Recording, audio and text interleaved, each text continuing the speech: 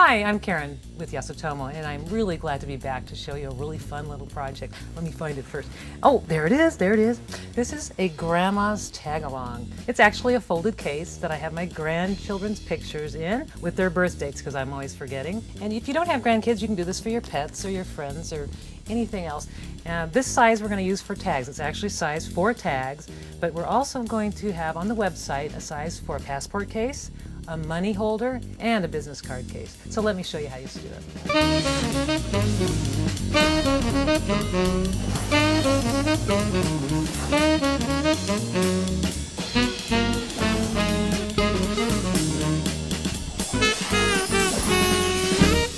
We're going to take a piece of 12 by 12 scrapbook paper. Make sure it is thin. You don't want that real thick stuff. And what I've done, as you can see, is I've painted it on the other side. You don't have to do that, but that's just what I did.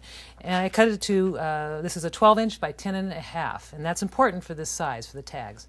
As you can see, I cut a little strip off of that. Save that strip. You're going to use that later. So I want to start to fold for you. You take the paper with your colored side down, and you're going to fold it in half. Make a nice crease. If you don't have a bone folder, just use the back of your thumb. Open it up and make another 2 folds. This is called a cupboard fold. You fold to the center crease that you just made, and then turn it over and fold another fold to the center crease. And as you can see, if you were to open it up, it is a cupboard door. Now you're going to take, make a little hem on either side, on either edge. About a 1/2 inch. You don't have to be exact. Just about a 1/2 inch works really well. And we'll go ahead and fold it on the other side. Just make sure that those two are the exact same size. I'm going to take this outermost corner and I'm just going to fold it right to that second crease we actually made. And I'm going to do this on all 4 sides. Now I'm going to close those folds back down, those first folds, and so you'll see I'll have this like this. Now I'm going to turn it over, flip it over. And I'm going to fold one, it doesn't matter which end I start, but I'm going to fold one end backwards. And I'm going to fold it where the triangle ends. Just I'm going to create pockets is what I'm doing. So I've got little triangle pockets. All right.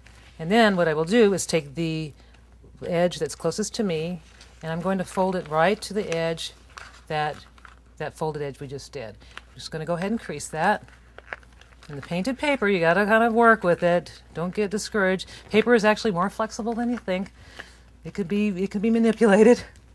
So I'm now going to tuck it in. But before I do that, before I tuck it into the pockets, I like to show you a little trick. I like to narrow one edge, and I do it just by taking an edge and slightly pulling it, just not even, just a hair, and then recreasing it. And that gives me just a slightly narrow edge. So when I tuck it in, it won't bunch up. And here, now it's nice and smooth. And now I have this nice little case. But the thing is, it's not going to stay flat.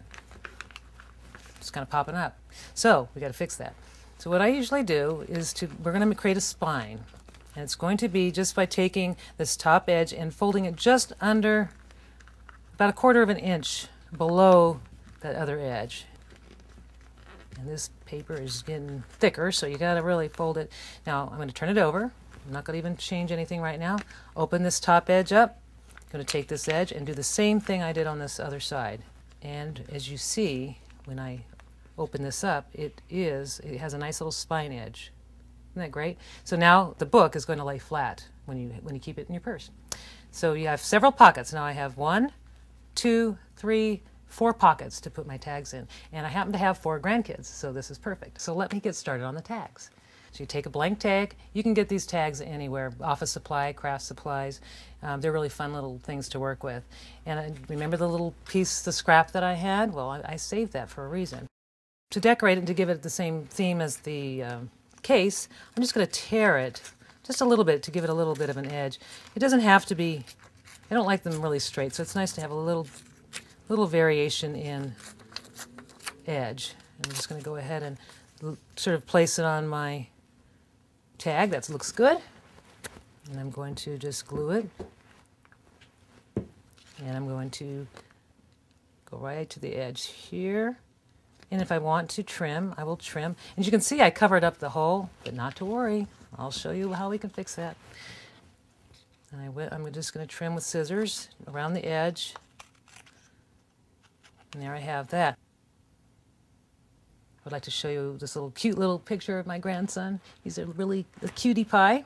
Let's go ahead and glue that on and place it on. And then I can write his birthday, which is really important because I always forget it. I'm going to write his birthday with the Yasutomo Gel Extreme pen. These are very smooth writing pens that come in 8 colors, beautiful metallics, and they don't clog. They're acid-free, archival, and non-toxic, and they just keep going and going. They're great pens.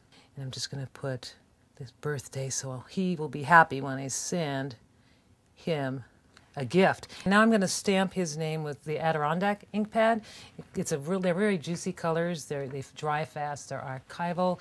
They have about 24 colors, and it's by Ranger, and they're a very great brand. And I'm going to stamp his name because I always forget his name as well. There it is. It's Ethan. I want to show you my handy screw punch from Yasutomo.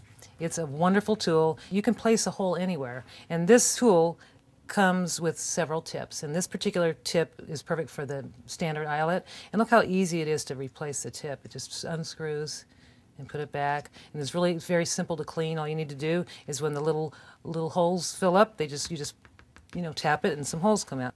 This is a piece of mat board. It's pretty dense, so let me just show you how you do it. You just place it, make sure you have a mat underneath your work surface, and just one push, and you see what I just punched a nice little clean hole. Isn't that great? I love this tool. I take it wherever I go. It stays in my purse with my other stuff. I'm going to go ahead and place a hole right where the hole was originally. And what I did with these tags is I laminated them. I used a hot laminate, but you can use a cold laminate, which you can buy at an office supply store. Packing tape works really well. Just smooth out all the bubbles. And I did that to all of them because I'm going to handle them a lot. And I also wanted to put a little decoration on it. And what I did was I took, since not everybody has rubber stamps, I typed out little ones on my computer, printed on a decent weight stock, and I used a little acrylic paint. And you can decorate your case any way that you want. You could put little sayings. In the design guide, you're going to have the size for the money. You're going to have the size for a passport case. You can also have the size for a business card or a calling card. So here I am. I've got all my grandkids. They're all there. I've got Emily, I've got Trey and Ethan, and got their birthdays. I'm really excited. I have all my grandkids in here, and I'm going to put them right in my purse, and I'm going to take off, but I want to just say thank you for having me, and we'll see you next time.